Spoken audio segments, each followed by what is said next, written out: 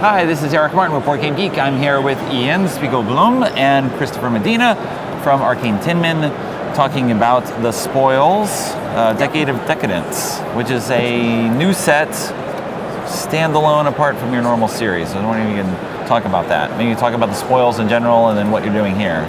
Sure. Well, the Spoils is a collectible card game traditionally.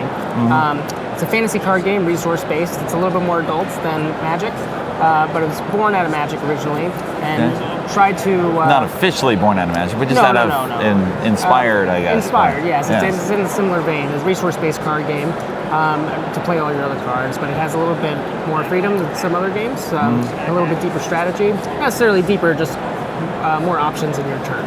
Okay. What this product here is a celebration of our 10-year history and longevity in the industry, and it's a bit of an evolution of the Spoils. So we've changed some of the borders and cleaned up some of the artwork, really expanded it so you can see more of the cards.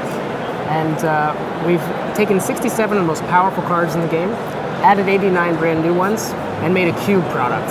So this is a standalone game in and of itself that you would be able to buy and draft with 8 friends, or you can play sealed with 4.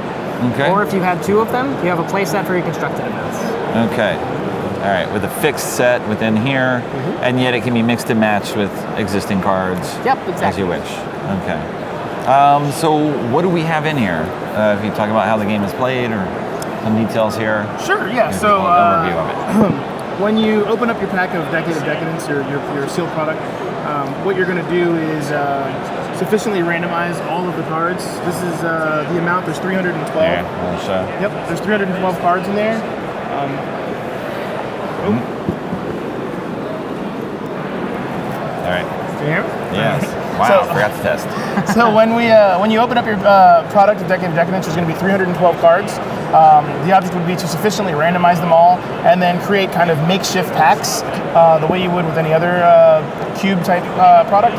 So we create, in the Spoils we use 13 card booster packs. So we're going to create 3 13 card booster packs per player. So for 8 players, the product itself supports 24 packs. 13 cards each.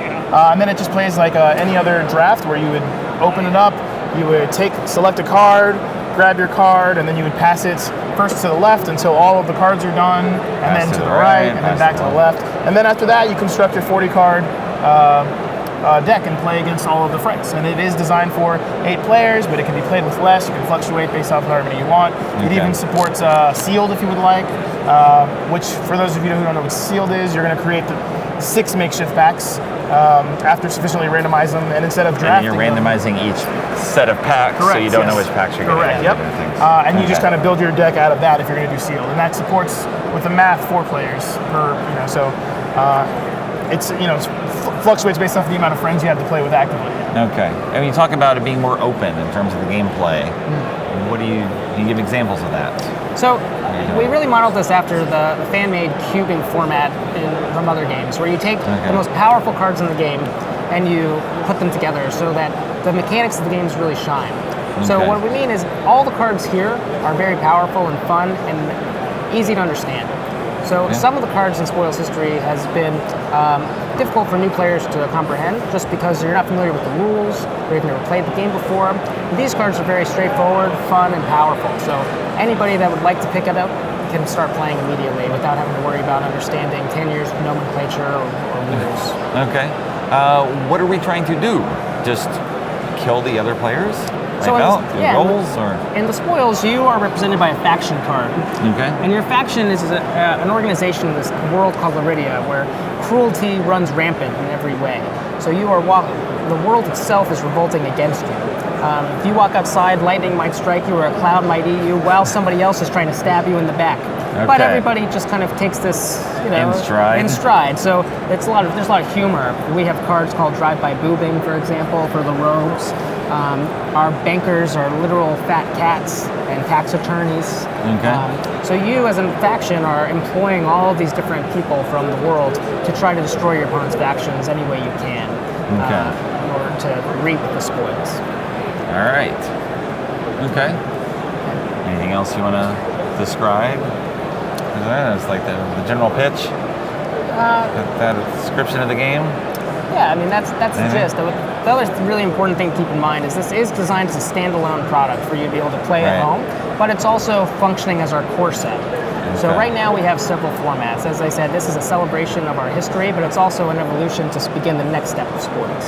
So we'll be having Cycle, which is this product, plus new starter decks that are coming this fall, and the next 3 sets will all be inclusive. And that's a brand new jumping on point for new players. So if you buy this and like it, you buy 2 of these, you have a play set, you can start building your constructed decks and play in our Victor's Organized Playbook for you. Okay. All right, thanks very much for the overview. The Spoils Decadence coming out at Gen Con. At Gen Con for 2016.